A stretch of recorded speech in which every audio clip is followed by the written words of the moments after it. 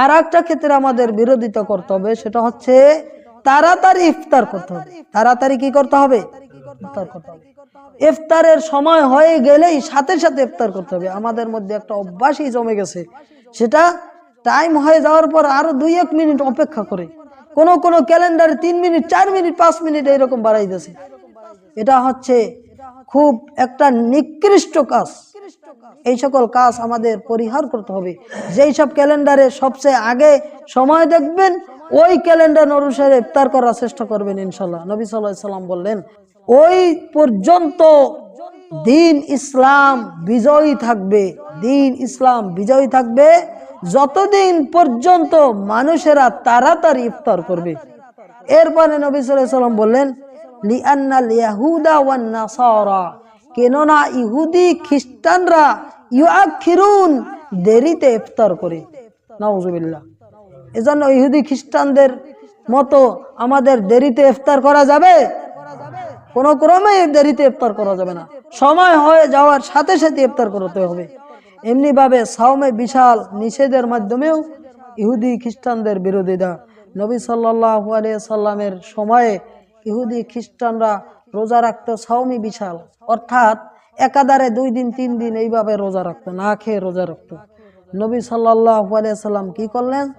নিষেধ করে দিলেন। সাহাবী বলতেছে, ইন্না রাসূলুল্লাহ সাল্লাল্লাহু আলাইহি সাল্লাম নাহা আনহু, নবী সাল্লাল্লাহু আলাইহি সাল্লাম এই সাওমে বিশাল রোজা রাখার জন্য আমাদেরকে নিষেধ করেছেন, সাওমে বিশালকে আমাদের নিষেধ করেছেন।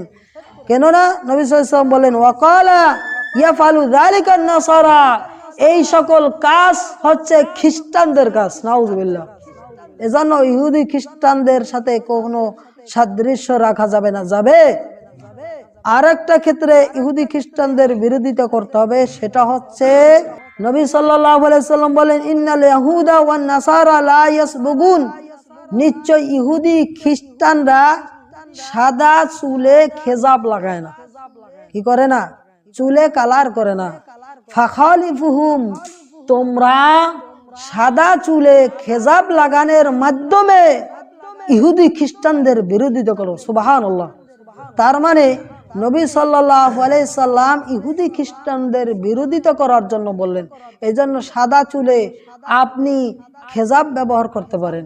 এই ক্ষেত্রে কালো খেজাব ব্যবহার করা মুসলমানদের জন্য হারাম, তবে লাল খেজাব, অন্যান্য কালারের খেজাব ব্যবহার করা জায়েজ রয়েছে।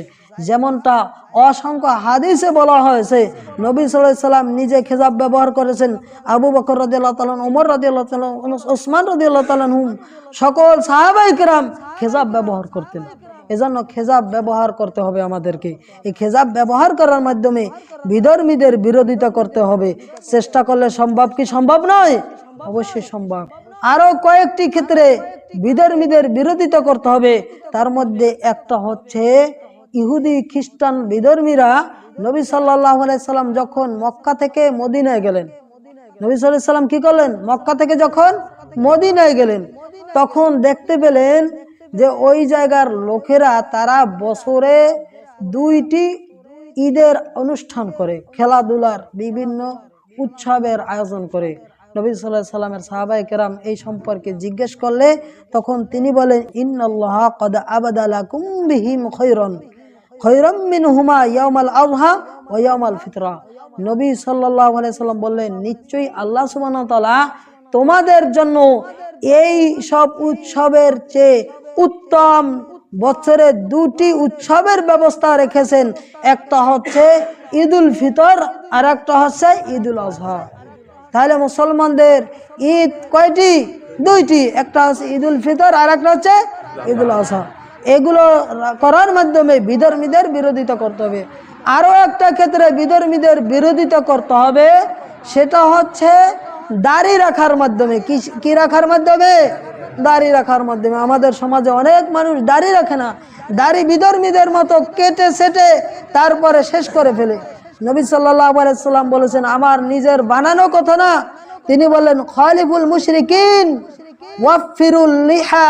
নবী সাল্লাল্লাহু আলাইহি সাল্লাম বললেন, তোমরা মুশরিকদের বিরোধিতা করো। কিসের মাধ্যমে? দাড়ি ছেড়ে দেওয়ার মাধ্যমে, দাড়ি লম্বা রাখার মাধ্যমে।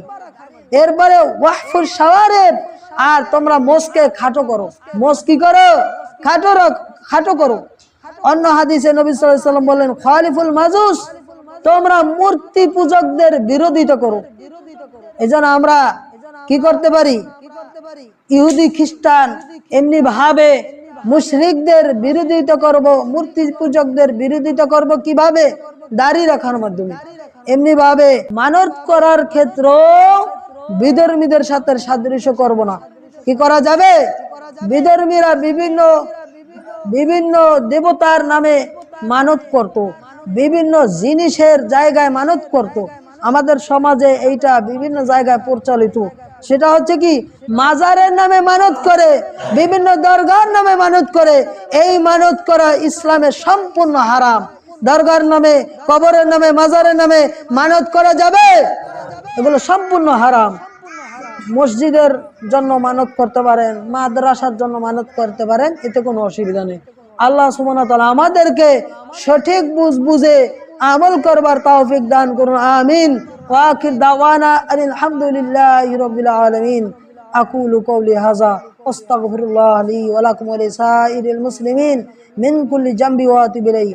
সুবহানাকাল্লাহুম্মা ওয়া বিহামদিকা আশহাদু আল লা ইলাহা ইল্লা আনতা আস্তাগফিরুকা ওয়া আতুবু ইলাইক।